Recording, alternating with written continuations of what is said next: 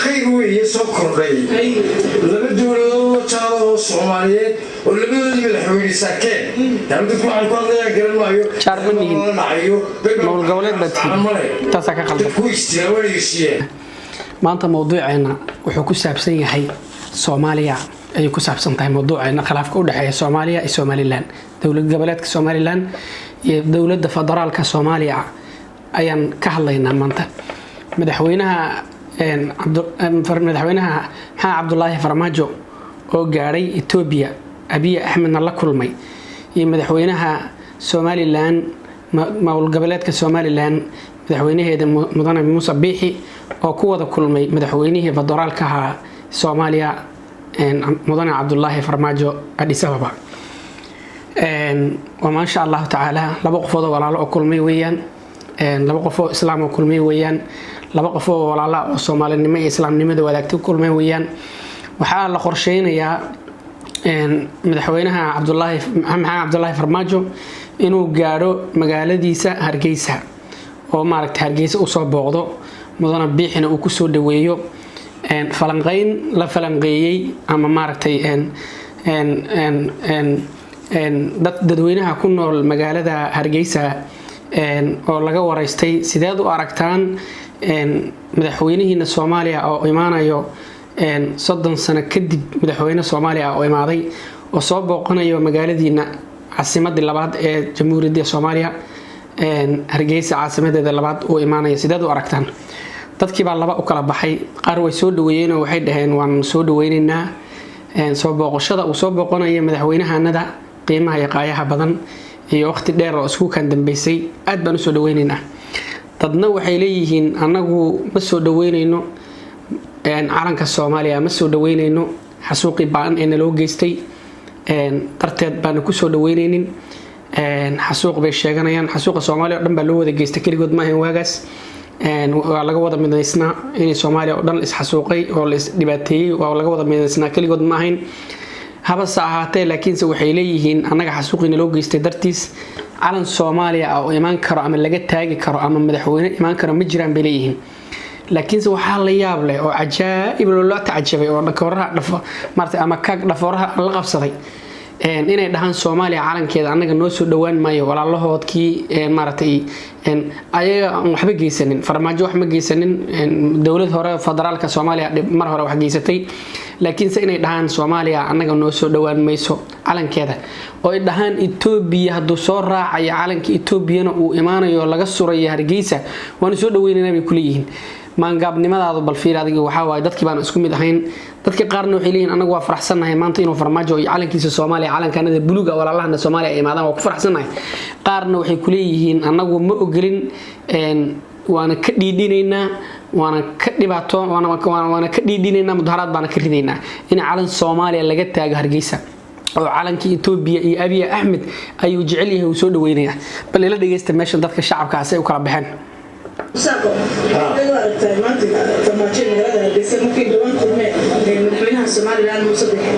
هو خير ويسكر ري لما دولة تشارو الصوماليين ولا بدو الحويري ساكن يعني تطلع الكل يا قرن مايو شارمني مول قولات بدي تاسك خلص كويس ولا يشيء شرملكي طريق قلبي ذوك الغيبي بمدوبي أديله ما بيكون كيسا waxaa ka fikiraysa uu shido deked waxaanu leenahay dad ballaaran baanu leenahay dekeda ma lihiin kalluunkeenii baa la iska gurtaa in dalka labada dalba la dhiso oo labada madaxweyne sarkaan oo ay Hargeysa isugu yimaadaan oo ay xamal isugu tagaan oo ay iskaashadaan oo ay dadcisada iska kaashadaan oo ay iska kaashadaan jaaliga xagaala jaali ninkan waxa uu taageersan yahay waad maqlaysaan wuxuu leeyahay anagu laba dawlad oo walaal oo jaar baan nahay inaan wax isku darsano wadaagna nolosha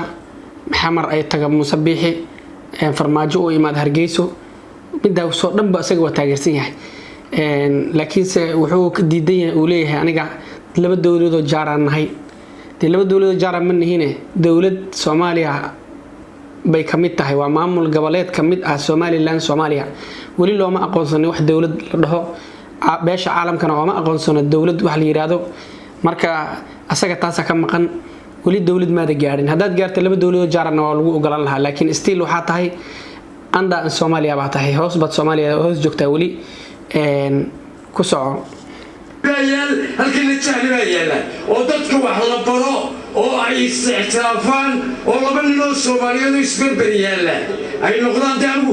ninka diiday inuu jeedo garan maayade waxa misalka Soomaaliya markay la isku noqon lahaa fikirka ee Soomaaliya meel kala qabanayso waa Soomaaliya laakiin laba madaxweyne oo midoobay liidankii maanta wuxuu kala gurtay oo xuduudka Soomaaliland iyo Soomaaliya intay isugu tagaan kuwa qadeeya iyadoo aan xabashiyada joognaa joogi oo soo kala noqda oo kana xabal ku soo dhooyo kana geesan ku soo dhooyo maxaa ay ku jiraan sida aragtaa fikirkaaga ninkaas waa ninka aan ku sheegay oo xabashida wuxuu leeyahay xabashi intayna dhaxgeli lahayd ama Oromo ama Ethiopian intuuna dhaxgeli lahaa inaan isgaranno annaga isu tagno oo annaga aan ismidayno waa wax laga maarmaan ah waxaan ku taageersanahay ninkaas aad iyo aad baan ugu taageersanahay thank you baan leeyahay laakiin kan dhageyso wuxuu leeyahay maangaabnimadiisa kan ila dhageysta farmaajo oo salaadaas kadib maanta magaalada Hargeysa yimaada horta waa laba kala duwan horta farmaajo oo Hargeysa yimaado isagoo oo sita magaca madaxweynaha Soomaaliya dibadda suuroomayso isagoo calankiisa sita oo Soomaaliya Hargeysa ku soo dago ama qashan waa kii maangaabnimadiisa aqligiisa ay jahlinimo ka buuxisay wuxuu leeyahay farmaajo in asagoo calankiisa Soomaaliya wato ka soo dago marna yeeli mayna buu leeyahay la dhageyso laakiin waxaan soo dhaweynaa isagoo matiya wafdiga Abay Ahmed la socda isagoo oo aan sidan laakiin maxaan soo dhaweynaynaa asagoo wafdiga Abiy Ahmed la socdo ayaan soo dhaweynaynaa buu leeyahay macnaha taas maxay ku tusaysaa Soomaalinimo ma rabne Ethiopiannimo rabnaa bay ku tusaysaa oo Abiyana waa ogoliye wuxuu leeyahay waa ku soo dhaweynayaa farmaajana ma ogoli buu leeyahay waa tuuraya bal maangaabnimadiisa ila dhageyso تايتل مدحوينيمو لكن هذا حال كمين نقولنا وفتقى أسعد أبي أحمد أنا كإثيوبيا نرجو سو دويو أبي أحمد بس أنا كصومالي أنا سوري مداركة calanka Ethiopia lagu soo dhaweeyay Soomaaliya oo la suro madaarka laakiin se aan la surin buu yiri calanka Soomaaliya madaarkaas in la surin oo calanka Soomaaliyana aan la surin calanka Ethiopiana la suro lagu soo dhaweeyo buu leeyahay aqliinimadiisa maangaabnimadiisa bal dhageystay la soco iyo goobaha Hargeysa Soomaaliland Ethiopia wada gashay ka Soomaaliya wada diidan ha ka Ethiopia wada ogashay bay tiri gabadha wareysanayso ka Soomaaliyana waa diidan tahay bal aqli xumida fiiri kii walaalka baad diidan tahay kii shisheeyana waad ogashay Ethiopian muxuu ku qabanayaa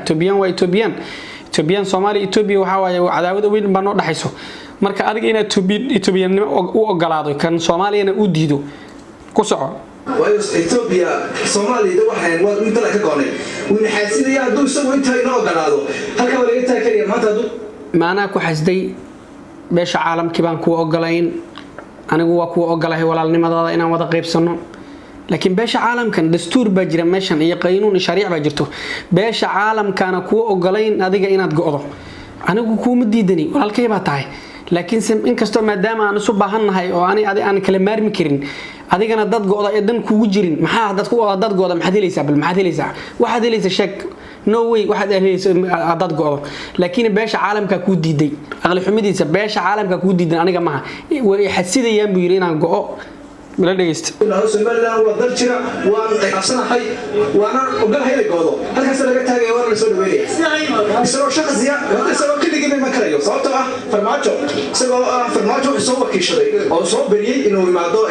soo haysto Abiy Ahmed haduu ka tiya awood ku leeyahay Hargeysa imaado oo maamulo isaga ina laha laakiin awood la'aan iyo aqoon ahaan ayuu soo wakiishay inuu soo haysto Abiy Ahmed marka isagoo oo Abiy Ahmed hada soo wakiisha waa ogolaatay inuu Abiy Ahmed uu maartay uu ku imaado wadu ogolaatay Abiy Ahmed dartiis baad ugu imaatay kaligii haduu u imaan lahaa uu ku soo maartay imaan lahaa ma ogolid waxaad leedahay waan ka dhidhinaya waana ka soo hor imaanaya Abiy Ahmedna waa uu ogashay Soomaalinimo halkaas maanta gaadhay isagoo waxaan ogolahay aan Soomaaliya aslan tayta madaxweynenimo aslan inuu Hargeysa imaado oo ogolahay waftiga Abiy Ahmedna uu ka mid noqdo asagoo title-ka calanka Soomaaliya aan sidanin waan ogolnahay asagoo daba socdo Abiy Ahmedna waan ogolnahay waftigiisa ee ogolnahay